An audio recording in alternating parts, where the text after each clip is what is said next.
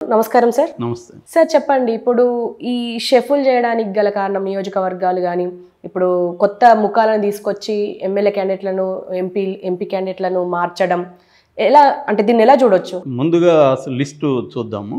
అనంతపురం ఎంపీగా శంకర్ నారాయణ, ఆయన అంతకుముందు మినిస్టర్గా పనిచేశాడు, ఆయన్ని పెట్టారు. హిందూపురం ఎంపీ జోలదరాసి శాంత. అరకు ఎంపీ ఇది ST reserved, Kottagulli Bhagyalakshmi. Rajam SC MLA Thale Rajesh. Anakapalli Malasala Bharat Kumar. Payakaraopeta SC Kambala Jogulu. Ramachandrapuram Pilli Suryaprakash. P Gannavaram SC Vipparthi Venugopal. Pithapuram Vanga Geetha. Jaggampeta Thota Narasimham. Pattipadu Varupula Subbarao. Rajahmundry city Margani Bharat. Rajahmundry rural Chelluboina Venugopal Krishna. Polavaram ST Tellam Rajyalakshmi. Tirupati Bhumana Abhinay Reddy. Guntur east Sheikh Noori Fatima. Machilipatnam Peri Krishnamurthy. Chandragiri Chevireddy Mohith Reddy. Penukonda KV Usharani. Kalyanadurgam Talari Rangaiah. Araku ST ఎంపీది ఇది Goddeti Madhavi. Paderu ST Matsyarasa Visweswararaju. Vijayawada central Vellampalli Srinivasarao. Vijayawada west Shaik Asif.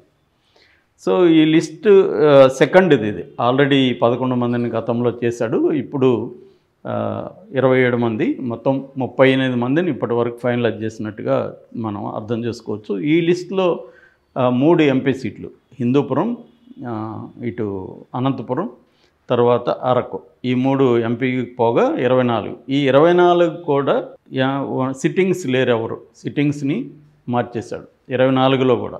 ఇది ఒక రాడికల్ మూవ్ అని మనం అనుకోవచ్చు. అంటే ఇట్లా మార్చడానికి గల కారణం అంటే ఆయన ఏం కారణాలు ఏంటంటే 4 సర్వేలు చేయించాడు అతను. ఒకటేమో ఐపాక్ సర్వే, రెండవది చెవిరెడ్డి భాస్కర్ రెడ్డి టీం ఉన్నారు, వాళ్ళు ఇక్కడ కూడా చేశారు, అక్కడ కూడా. ఇప్పుడు Chevireddy Bhaskar Reddy team second survey. Third survey intelligence survey, అంటే తన సలహాదారులు ఉన్నారు, ఇంటెలిజెన్స్ ఆఫీసర్లతో కూడుకున్న ఒక ఇంటెలిజెన్స్ సర్వే. ఫోర్త్ ఏమో నేషనల్ ఏజెన్సీస్ని కొంతమందిని అపాయింట్ చేసుకుని వాళ్ళ ద్వారా సర్వే. సో 4 రకాల సర్వేలు చేయించుకొని తన దగ్గర పెట్టుకున్నాడు. దాంతోపాటు నియోజకవర్గాల్లో కోఆర్డినేటర్లు పిలిపించి వాళ్ళతో మాట్లాడారు. సెగ్మెంటల్ వైజ్గా ఆయన ఆర్గనైజ్ చేసుకున్నాడు. సో తర్వాత దీనికి ప్రాతిపదిక ఏంటంటే 3 రకాల ప్రాతిపదికలు. ఒకటి అభ్యర్థుల పెర్ఫార్మెన్స్, అది గతం నుంచి ఆయన హెచ్చరిస్తూ వస్తున్నాడు. హెచ్చరించినప్పటికి కూడా వాళ్ళు మార్చుకొని కొంతమంది అభ్యర్థుల్ని పక్కన పెట్టేయడం, లేదు వాళ్ళు వేరే నియోజకవర్గంలో గెలుస్తారు అనుకున్నప్పుడు పక్క నియోజకవర్గానికి ఇవ్వడం, ఇది ఫస్ట్ ప్రాతిపదిక. రెండవ ప్రాతిపదిక సోషల్ ఇంజనీరింగ్. ముఖ్యంగా ఈస్ట్ వెస్ట్ గోదావరిలో జగన్కి ఇప్పుడు ఒక ఛాలెంజ్ ఎదురైంది. అక్కడ 34 నియోజకవర్గాలు ఉన్నాయి, పాత తూర్పు పశ్చిమ గోదావరి జిల్లాలు. అక్కడ మనం చూస్తే పవన్ కళ్యాణ్ కూడా ఈ ఉభయ గోదావరి జిల్లాలో ఒక్క సీటు కూడా రానివ్వనని ఛాలెంజ్ చేశాడు. అక్కడ నిజంగా కూడా కొంత జగన్కి ఛాలెంజ్ ఉంది. ఎందుకంటే కాపు ఓట్లు తెలుగుదేశంతో కలిస్తే అక్కడ బలమైన ఇదే ఏర్పడుతుంది. కాపు ఓట్లు అక్కడ డెసిసివ్ ఫ్యాక్టర్. సో అటువంటి చోట్లని జగన్ ప్రధానంగా ఫోకస్ చేసి సోషల్ ఇంజనీరింగ్ చేస్తున్నాడు. అంటే కాపు కమ్మ కలిసిన చోట తను బీసీలని ఎక్కువ పెడుతున్నారు. మనం ఇక్కడ చూస్తే ఇప్పుడు ఈ లిస్టులో తూర్పుగోదావరి జిల్లాలో, ఉమ్మడి తూర్పుగోదావరి జిల్లాలో 7 చోట్ల మార్చాడు. అంటే మ్యాక్సిమం బీసీలని అక్కడ తీసుకొస్తున్నాడు. వీళ్ళని ఢీకొనాలంటే బీసీలో బలంగా ఉండాలని. ఇట్లా దీన్ని సోషల్ ఇంజనీరింగ్, కులాల ప్రాతిపదిక. ఫర్ ఎగ్జాంపుల్ ఉషా చరణ్ కళ్యాణదుర్గంలో ఎమ్మెల్యేగా ఉంటే ఆమెను తీసుకెళ్ళి పెనుగొండ వేశాడు. ఆమె కొరబ, పెనుగొండ అయితే ఆమెకి సూట్ అవుతుందని. కళ్యాణదుర్గంలో బోయ ఓట్లు ఎక్కువ ఉన్నాయి, అందుకని రంగయ్య, ఎంపీ రంగయ్య, ఆయన బోయ కుళ్ళు వస్తాడు, ఆయన్ని తీసుకొచ్చి కళ్యాణదుర్గంలో పెట్టాడు. అట్లాగే మాధవ్ హిందూపురం, అతన్ని మార్చాడు. సో ఇట్లాగే ఏం చేస్తున్నాడంటే కొన్ని సోషల్ ఇంజనీరింగ్, అంటే కులాల వారీగా చూసుకొని వాళ్ళని బీసీలకు ఎక్కువ ఇవ్వడం అనేది జరుగుతుంది. ఇక మూడవది పొలిటికల్ ఇంజనీరింగ్. పొలిటికల్ ఇంజనీరింగ్ అంటే కొన్ని చోట్ల డబ్బులు పెట్టగలిగిన క్యాండిడేట్లు, అక్కడ డబ్బులు అవసరం అనుకో, అంటే ప్రత్యర్థులు బాగా డబ్బులు పెట్టగలిగిన వాళ్ళు ఉన్నారు, తెలుగుదేశం జనసేన నుంచి. సో మన వైపు కూడా ఉండాలి వాళ్ళని ఢీకొనాలంటే. అంటే ఆ కాంబినేషన్ చూసుకొని దానికి సెట్ అయ్యే విధంగా పొలిటికల్ ఇంజనీరింగ్ ఓటు చేస్తున్నాడు. ఈ 3 ఫ్యాక్టర్స్ని జగన్ పరిగణలోకి తీసుకున్నాడు.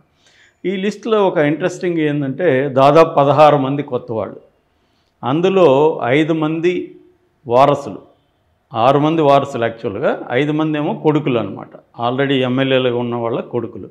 ఫర్ ఎగ్జాంపుల్ భూమన అభినయ్ రెడ్డి, భూమన కరుణాకర్ రెడ్డి కొడుకు తిరుపతి, ఆల్రెడీ అతను రాజకీయాల్లో యాక్టివ్గా ఉన్నాడు. తిరుపతి పురపాలక సంఘంలో కూడా అతను పనిచేస్తున్నాడు. రెండవది మోహిత్ రెడ్డి, చెవిరెడ్డి భాస్కర్ రెడ్డి వాళ్ళ కొడుకు, చంద్రగిరి నియోజకవర్గం. మూడోది కృష్ణమూర్తి, నాని పేర్ని నాని వాళ్ళ అబ్బాయి, మచిలీపట్నం. సూర్యప్రకాష్ రామచంద్రపురం, పిల్లి సుభాష్ చంద్రబోస్ వాళ్ళ అబ్బాయి. అట్లాగే ఫాతిమ, ఆమె గుంటూరు ఈస్ట్ ముస్తఫా వాళ్ళ అమ్మాయి. సో ఈ 5 మంది కూడా ఆల్రెడీ ఎమ్మెల్యేల పిల్లలు. ఇక పోలవరం వచ్చేసరికి తెల్లం బాలరాజు ప్లేస్లో వాళ్ళ భార్యకి ఇస్తున్నారు రాజ్యలక్ష్మి. సో ఈ 6 మందిని మన వారసులుగా ప్రకటించుకోవచ్చు. వీళ్ళు కాకుండా ఇంకొక 11 మంది కంప్లీట్గా కొత్త వాళ్ళు, రాజాంకి, అనకాపల్లి, పి గన్నవరం, జగ్గంపేట, కదిరి, ఎర్రగొండపాలెం, ఎమ్మిగనూరు, పాడేరు, విజయవాడ వెస్ట్. ఈ 11 వాటికి కొత్త మొఖాలను తీసుకొచ్చాడు. సరే, ఈ 5గురిని వారసుల్ని పట్టుకొచ్చారు. సో ఇట్లా అంటే వాళ్ళని బుజ్జగించడానిక వాళ్ళ వారసుల్ని లేదు, అంటే కొత్త మొఖాలను తీసుకొద్దాం, కొత్త బ్లడ్ని తీసుకొద్దాం అనేది జగన్ ప్లాన్. అంటే జగన్ ఏంటంటే కేవలం ఈ ఎన్నికలే దృష్టిలో పెట్టుకోకుండా తనకంటూ ఒక యంగ్ టీమ్ని రెడీ చేసుకోవాలి, ఫ్యూచర్కి పనికొచ్చే విధంగా. వాళ్ళ ఫాదర్స్కి కూడా ఏదో ఒకటి ప్రొవైడ్ చేస్తాడు. బట్ యంగ్ ఎవరున్నారు రాజకీయాల్లో ఇంట్రెస్ట్గా ఉండి ఫుల్ టైం పనిచేయడానికి సిద్ధమయ్యి కొంత ఎడ్యుకేటెడ్ టీము, అంటే ఒక న్యూ టీముని ఫామ్ చేసుకుంటున్నాడు. ఇప్పుడు రాజశేఖర రెడ్డికి కూడా అలాంటిది జరిగింది. రాజశేఖర రెడ్డి కూడా తన టీంని ప్రతి చోట పెంచుకుంటూ వచ్చాడు. లాంగ్ టర్మ్ ప్లాన్ అనమాట ఇది. అలాగా జగన్ కూడా యంగ్ బ్లడ్ని ప్రోత్సహించడం ద్వారా తనకి ఒక టీము ఉంటారనమాట. సో అంటే ఇక్కడ మనకి తెలంగాణలో చూసుకున్నప్పుడు కొత్త ముఖాలు రాకపోవడమే ప్రధానంగా కేసీఆర్ ఓటమికి కారణం. ఎందుకంటే ఆల్రెడీ వీళ్ళు 10 ఏళ్ళుగా పాతుకుపోయి వాళ్ళ పట్ల తీవ్ర వ్యతిరేకత స్థానికంగా ఉంది అనేది ఒకానొక రీజన్గా మనకు చెప్పారు.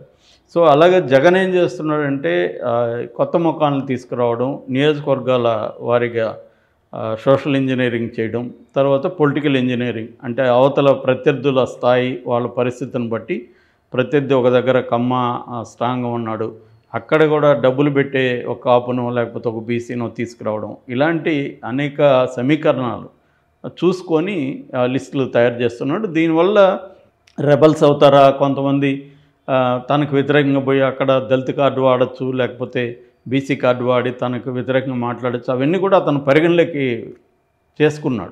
చేసుకొని ఏది ఎక్కువ నష్టం, ఇప్పుడు దళితుడు అతను పోయి మనకి యాంటీ అవుతాడు అనుకుంటే అది ఎక్కువ నష్టమా, అతనికి టికెట్ ఇస్తే అతను ఓడిపోతాడు ఇది ఎక్కువ నష్టమా అని ఆలోచించుకున్నప్పుడు గెలిపే అతనికి ప్రధానంగా చూసుకున్నాడు. సో గెలుస్తారంటేనే ఇస్తున్నాడు.